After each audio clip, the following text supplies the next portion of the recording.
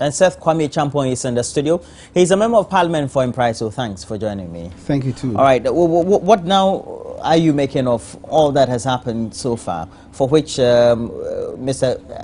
Akando has been speaking to? Now, particularly concerns being raised by Katie Hammond, but also the GI Executive Director, Vitus Azim, about the said amount paid to about 3 or 4 people, including the former Chief Executive of GNPC. We're told in some $1.6 million, is that it? Good morning to your viewers. Good morning to my colleague and brother Kobna and yourself. I have been following this conversation for a while. First and foremost, let us establish that GNPC is a public entity. It is not a private entity, and it serves the people of the Republic of this country. Any person so appointed to represent GNPC works in the stead of the state. And so any matter that comes up in GNPC is public interest matter. This conversation is serious. It's not necessarily serious because of the characters involved, but in terms of corporate governance and for institutional memory, going forward as a country, we need to be a bit careful of our actions when we take them. If we will all advert our minds back to 2000, the year 2000, I remember it was the year 2000 that, unfortunately, forgive me for the purpose of the conversation, normally I hate personalization, mentioning names. That was when in 99, 2000, we were having sort of energy crisis, and then Mr. Jasuchi Keta was battling with the press, then the Chronicle, the Free Press. Every day we're issuing messages about Ghana having rigs in Angola and all gamut of issues, which in not too long distant my colleague referred to in respect of Katie Hammond when the Karpower administration took over and disposed of those items. Now, I want to recount again the reasons which led to Dr. Kwesi Botwe, the first time a finance minister of the state, resigned from office as a minister of finance. The premise for his resignation at the time, the story was that GNPC was unnecessarily consuming public funds, and as a result, he thought it wasn't proper for him to still stay on. I mean, this is... He told you that? Oh, he never told me that. Those are media speculations. Those were the speculations that came up at the time. And not too long afterwards, His Excellency the President at the time, President Jerry John Rawlings, took away Mr. Jasuchi Keta as the Chief Executive of Ghana National Petroleum Corporation. So it's been established that he was not Chief Executive by the time you came into office. Oh, he was taking off in the last quarter. Just before the last quarter of 2000, he was taking off and made a presidential advisor to the minister. So he was more or less an energy advisor to the minister, which under the regulations and nomenclature in terms of the public ranking is more or less a minister. So he had been relieved of his post as a chief executive officer. These are matters that, like I said, we need to take our time and interrogate properly. So he had been relieved of his services, not by the Karpower administration, but by His Excellency the President Jerry John Rawlings. Okay, these are facts. Let's get this straight. Let's say for all corporate governance purposes, for whatever entity, once it's a corporate structure, whether private or public, whether you've been reassigned or not, are you entitled after service to some ex gratia? Once you have been solely appointed by the state, before you are asked to leave office, and if the state is dispensing of your services, the regulations are clear. The regulations of engagement, be it whichever form of agreement so far reached. The engagement of a chief executive officer for GNPC, has it changed now from the way it was back within the period? Because GNPC had to go through some reorganization under the Karpower administration. And so a couple of corporate arrangements changed. But that notwithstanding, yes, he served as the chief executive officer of GNPC at the time. But by the exit of His Excellency President Rawlings, January 7th, 2001, He wasn't the chief executive officer of GNPC. These are records that nobody should doubt. And let me tell you, you see, I do understand that he was not, but throughout his service of GNPC, before he was reassigned, or perhaps also reappointed. No, the word is seconded. Okay, reappointed wherever. Was he paid ex gratia? Because whether you were reappointed, seconded, or whatever, you've served for a certain number of years. By corporate governance practices, you're supposed to be paid for that service. Beautiful. As our practice, if there is no definition by your appointment, and you are so appointed by the office of the president. And you're saying at the time that was the existing status quo. Even now, it's still the practice because we follow such conventions. If you are so mandated by the office of the president, here in the office of government machinery, and you go at the time of the exit of a particular administration, you are deemed to go with the benefits of that administration. You are so appointed by the office, and if you are relieved by the exit of that office, you go with it. He's not the only character that goes with such. So you benefit from the exit benefits that is offered every person that follows that office. And so I know that that should be the norm, except he refused to take it. Except he refused to take it. But that should be the practice, and that should be what must have happened. It should not be before us today. Check the years. 15 years do you think the board abused its authority? That's what I talked about, corporate governance. I know for a fact that the legal department of GNPC wrote an opinion against what the board did. That is not public knowledge, but this is a fact.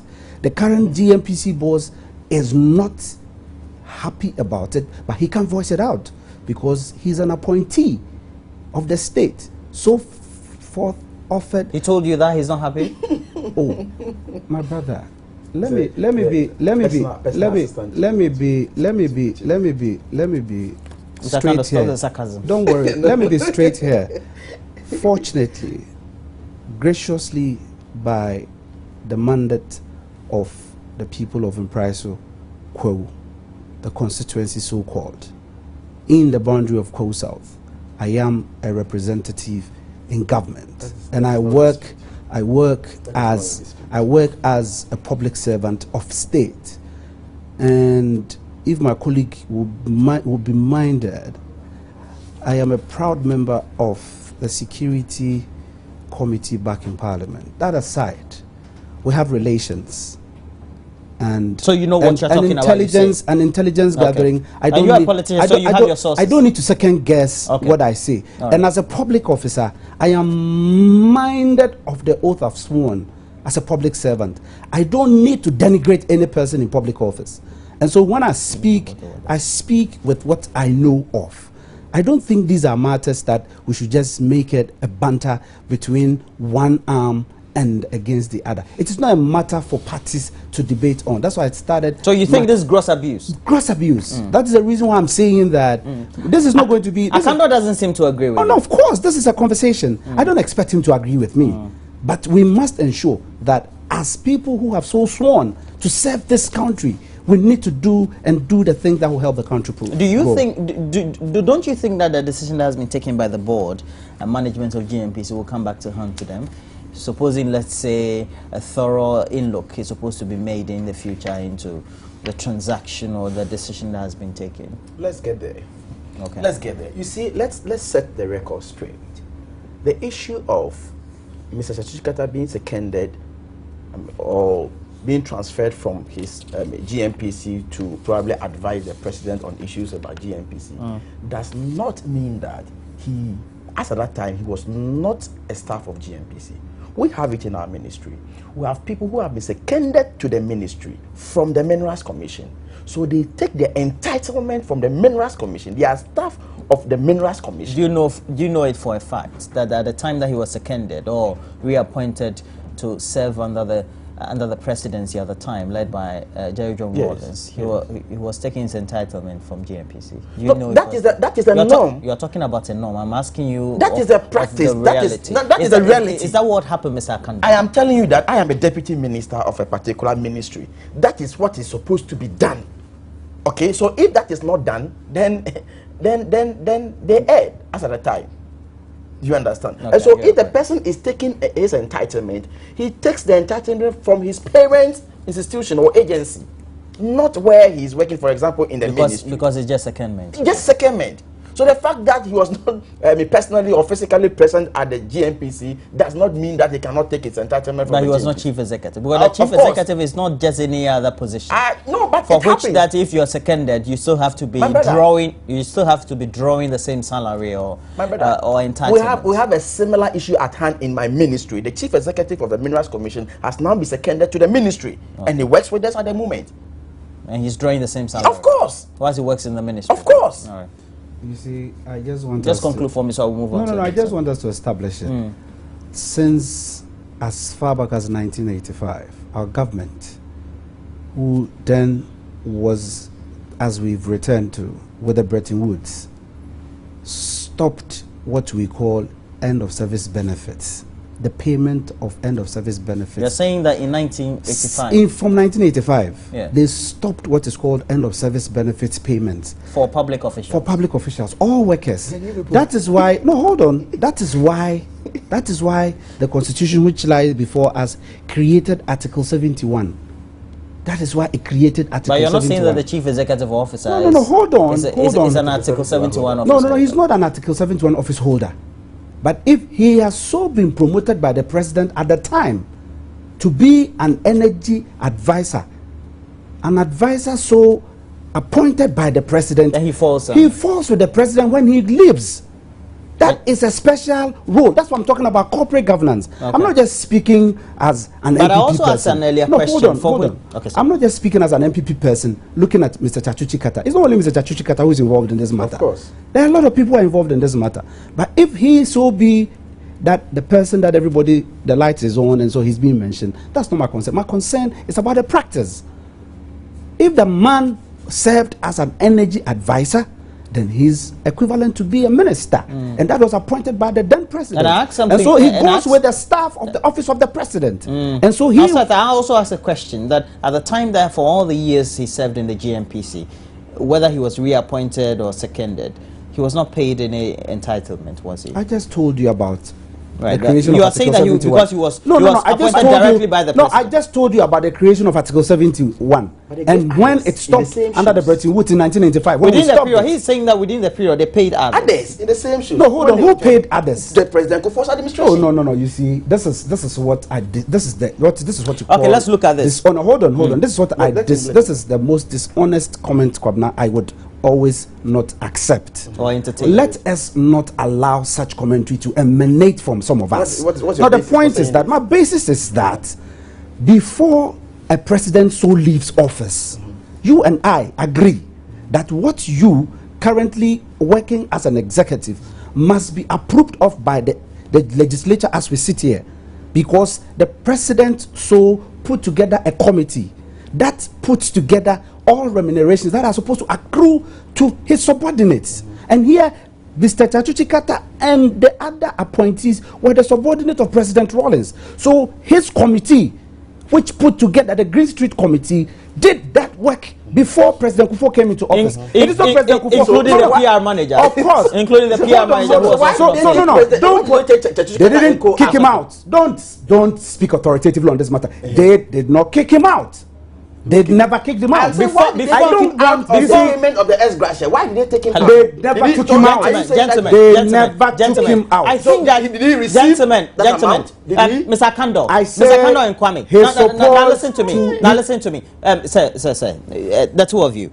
Throughout the last 12 hours, it's been established that by the time the Kufuor administration came into office, he ceased to be chief executive. I mean, that's the truth. That's not by the time Kufuor. He ceased to be a chief executive before the exit of President Rawlings. No. Don't bring the Kufuor administration. No, if you bring the Kufuor administration, then I politicize. No, it makes Then it sense. makes it political. It makes it political. Okay, that's okay. That is no point. Now, That has nothing now to do with the let's talk about this. Perhaps this is not political. Be a point for you. There's nothing to history do with the against Gracia. Karpower. There's history against Karpower, and that's coming from the executive director for the Africa Center for Energy Policy, Dr. Mohammed Amin Adam, who says that, well, if you look at the history of Karpower and their service to particularly Lebanon, there are some concerns that should be raised.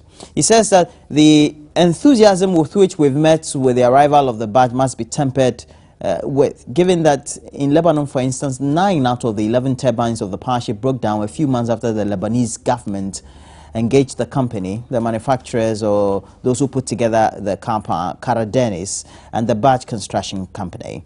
The contract was eventually terminated after persistent dissatisfactory performance. Okay. Let me just summarize what he said. He says that usually in the contract is not determined if, let's say, the party is not able to provide efficient fuel for the badge to operate for a number of time, whether they're supposed to pay the one that engages them, so to speak, which will be the government of Ghana. Okay, and the GNPC, we know that in this arrangement is supposed to provide it. What if they are not able to provide that very fuel, and so Karpower is not able to provide power to feed the national grid? Who is supposed to be responsible for what? Who pays what? What do you make of this very conversation started by the ASEP? You know, I think that basically it's a matter of shifting goalposts. You see, as a country, all we need is to improve upon our energy system. We all pray that the Karpower should be in the country in order to add on to the megawatts we have in this country, and God being so good, now we have the badge in Ghana, and I think that is all that is what we should be happy about. All this while, you know, with this thing, reasons upon reasons has been given for not arriving on time and all that. Nobody, absolutely nobody, has raised issues about non-performance of Karpower. Why suddenly, when the thing has arrived, then we are now shifting goalposts, raising issues about non-performance and all that? But the argument is also that, look, what tells you that even if somebody was performing at a point in time, he can also not fail? What is the point in saying that because somebody didn't perform yesterday, today too he will not perform? I mean, it doesn't, for me, in my humble opinion, it doesn't make sense. Well, if you have benefit of hindsight, that would be the point in history for which you need to advise yourself. Oh, makes a lot of sense. I mean, for me, it doesn't. It doesn't. What I mean, we are only shifting the goalpost now that the thing is in. We have nothing to talk about. Tomorrow is about fuel matter. As at yesterday, I heard people raising issues of fuel. How we are going to? I mean, these are trivial issues. They are very, very trivial because, for your information, the state is not supposed to provide fuel for the generation of the power as far as the badge is concerned. So you can. Which entity is supposed to do that? According to GNPC.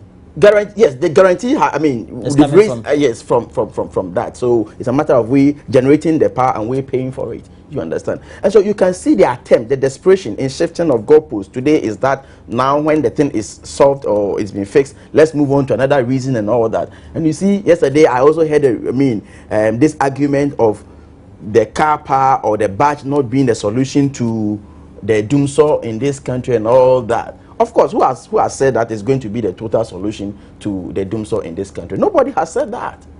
Nobody. This is, can I land? This is a president who has told the people of Ghana that he's going to fix the issue of doomsaw, but he's not going to manage it. So it's a gradual process. You talk about the Amari, you talk about the expansion of the Kong, you talk about the Asogli and all that. It's gradual. You understand? So said that when all these are on board, we'll have more, generation of power. And once we have more, we can even reserve some. We are having this problem because we have deficit. We have deficit of power. And so for me, the issue is that let us be focused.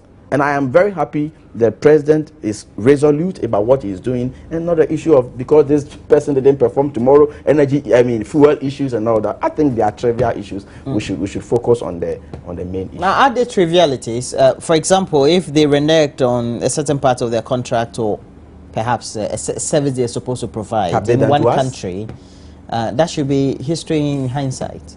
for which we need also to advise ourselves. Is that usually not the case? You see, observing my junior brother as he speaks now, is a real Deputy Minister of State, and I can figure out his challenges. Okay. Talk for yourself. You think he's feeling some trepidation? No. Eh? A while ago, he was trying to be a bit sarcastic about me, and I know how he is, and his demeanor and composure in answering some of your questions. Even when you're trying to throw a question to me, I could see how he was quick to react to that. But let me dance on. What does he say? He's talking about desperation. All right. You see, I learned a little bit of science back in secondary school, and they said that Newton's third law of motion. You see, if I'm advertising my mind to your synopsis you've offered us, the first paragraph says that the celebrations heralding the arrival, that caption alone allow people to sit back. In the same breath, the government is appealing to people to stay and live calm because of the challenges we are facing in the energy sector as a people. At the next second, they are celebrating. And so people wonder what sort of people are leading us. That is the concerns. That is getting people to raise all these issues of government's performance. So it's not about performance of the company. Unfortunately, government is the one that is introducing this company into the system. And people love history. And as a result of that, have tracked the history of the entity we're doing business with. And once an entity has a characteristic, people raise them. And for me, I think the issues that are being raised are germane for all of us to be minded, because whatever government is doing, he's doing it in the stead of the people of the country. The people must speak. The Yellow Book is so good for us, freedom of expression.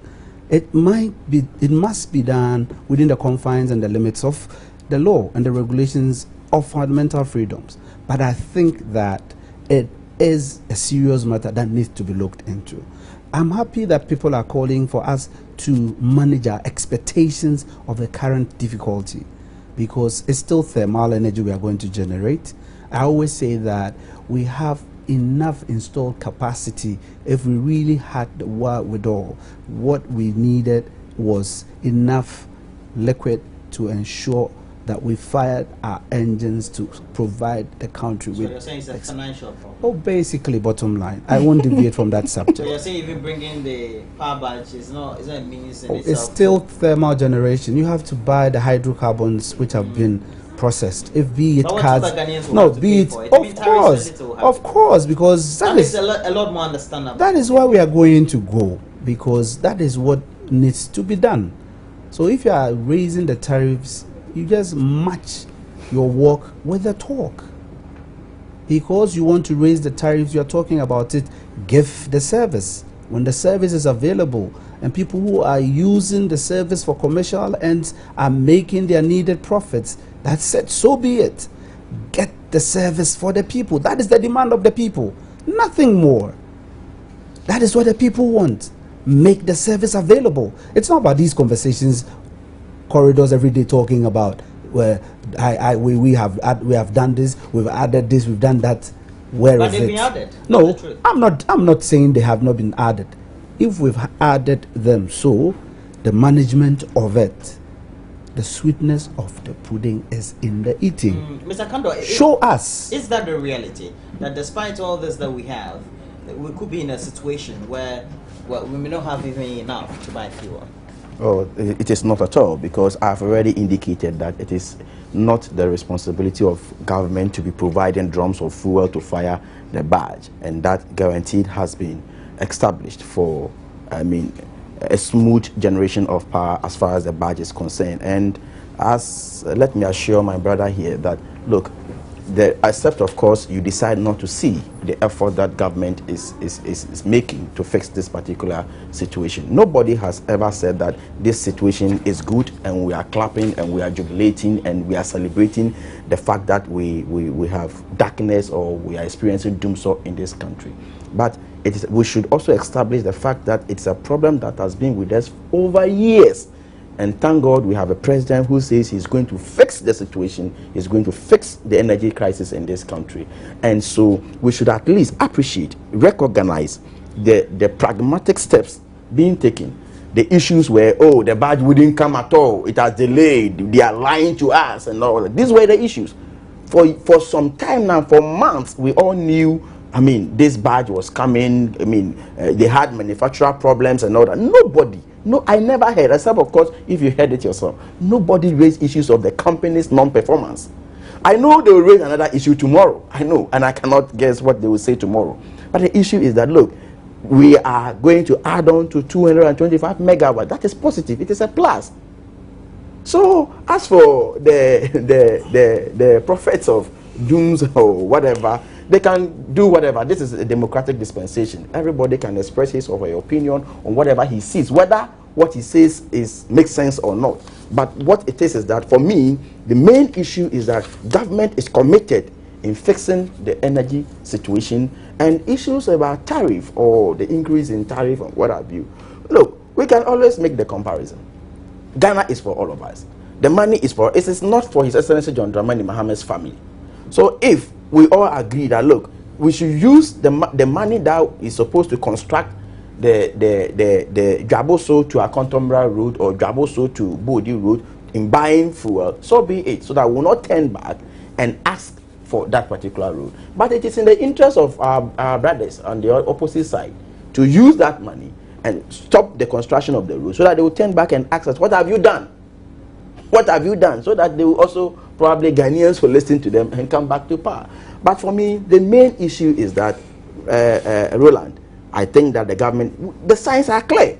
And journalists know in this country, except anybody who has deliberately decided not to see the real effort that the government is making to fix this particular situation. And I am convinced, and I pray to God that the Almighty God gives His Excellency the wisdom and the strength to fix the situation for us. That's all Ghanaians are looking for. As I get your concluding comment, is it that it's a situation of, well, nobody listening to any good advice that's coming from civil society? Oh, yes, if it's good, we will listen. Why not? Who will say good advice? Taking his time, sir. I thought you were asking me. You see desperation in action. This is what we call desperation in motion. No, Roland, you say it's tough time for government. I don't envy government, and I'll be blunt here. Right, we've been approving funds and all manner of agreements back in Parliament. Things that you don't have control over, you don't celebrate them. The Pakistani government is going to be the supplier of the fuel. Why are you so No, I'm not. No, I'm not. I'm not. I'm not. These are subjects that were put before me. This is the text. Celebration doesn't add up to any megawatt to the issue. Let's discuss the substantive issues and leave out these celebrations. The kind, by a kind courtesy of multimedia who invited me to be here, the text they put before me is what I'm speaking to. I'm not conjecturing or importing anything from anywhere. Please go ahead. Thank you very much. My point simply is, things that you don't have control over, history and experience have taught us that you have little chance of survival. That is the apprehension that I see people speak to. I'm not the first person to see it in that light. If so, that is how we have structured our agreement. Look, year on in our budget statements back in Parliament, we have been crying. The Minister of Finance will come and tell us that donor support never came, and so we could not achieve A, B, C that we set to do as a projection. It is the same caricature we are applying to this private arrangement. That is my fear. That is what I see other people also seeing and speaking to. So if people are saying so, let's respect it. But let us rather rise to the occasion and ensure that the devil who has been hunting us from the past should not hunt us in the future. You see, when my brother mentioned President Mahama, my senior brother, all right, I remember when he was campaigning vigorously for the 2012 campaigns, he said, going forward, the next conversation is going to be energy. And as a person born a Ghanaian, not a Gold Coaster, he was going to ensure that he rubbishes all these energy issues. The first time in the history of any administration that this country has seen and known is his administration that has kept us in darkness beyond its record. It's in the Guinness Book of Records. It's a record time darkness sleeping in. And I think that the earlier we send the country out of this quagmire, the better it will be for all of us. I plead. It's a plea. It is not about naming and shaming, but it's about correcting the wrongs of our society.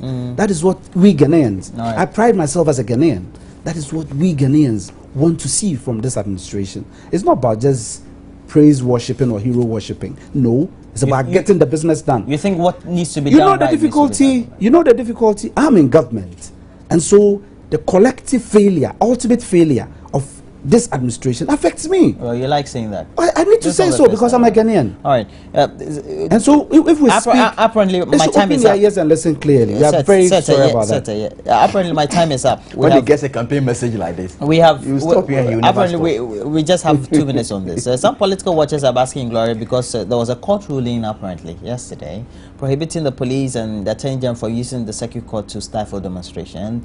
And indeed, the courts. The justice who presided over this was very much emphatic. He said the court, indeed, the circuit court had no jurisdiction to be determining such matter and be imposing ex parte motions on demonstrators. What's your take, Mr. Kando? Yeah, I think this is rule of law, and the court has taken a decision. I think we must all respect it. But this also tells you how nature works. You see, when you talk about the which group of people, accountable what let my vote count. Let my vote count people. If you go into the group, virtually everybody there is an MPP person, and if you could remember during Kofor's administration, MPP's administration, they were the same group of people who went to court and secured a ruling that even before you undertake a demonstration, you need a permission from the police before you do so. A court in this country ruled like that. Today, there's another court ruling. And so for me, it's good for all of us. It's a rule, it's a precedent that has been set for all of us to follow. And so it doesn't also mean that if you agree on certain routes with the police, you can also deviate from what you have agreed on. I don't think the court said that. And so the police are there to protect all of us. Can you imagine if the police... Are you saying that despite what the court says, if you need a police? The court never said that you don't need a police in this matter. It's only saying that don't come on ex parte motion, meaning don't come alone. If you think that you want to stop a party from demonstrating, make sure the other side is also available. His head. That's what the court said. That's all. We understand what ex parte is. Said, what do you make of I didn't according to the demonstrator, it gives them a certain leeway now to move forward to continuously demonstrate against government, because just over the last 12 hours, the news stories have been saying that Kodeo has been asking the Electoral Commission to publish its electoral timetable, so to speak, because that only does not guide the political parties, even the media and the various stakeholders. I must congratulate the courts for allowing and helping us test our laws. I think that we made the laws and we have to see how effective the laws are. And I'm congratulating the Let My Vote Count group for doing what they have done. At the same time, I'm congratulating the courts for establishing. This is just the court vindicating its authority, that they are superior courts to inferior courts. And so for me, this is just a business of the day. But it is not the courts which stipulated that. We enacted a law that says that the Public Order Act, that if you so minded to do a public event, the right public agency that you have to go to is the police service. And so I think it's good for all of us. The rule of law is something that we all uphold, and we should every day celebrate it anytime such things happen. And I kudos to Let My Vote Count. I don't know, and I know it's been the mantra of my colleagues in NDC that Let My Vote Count is full of NPP elements. So sad. As honest as you are, he's a member of parliament for Impriso, everybody that follows Let My Vote Count, that's an NPP person. My honest MP. Oh, my honest senior. We're taking a break when we come back. Entertainment until we hear, entertainment as always is brought to you by a tale. Just stay. I know PPP.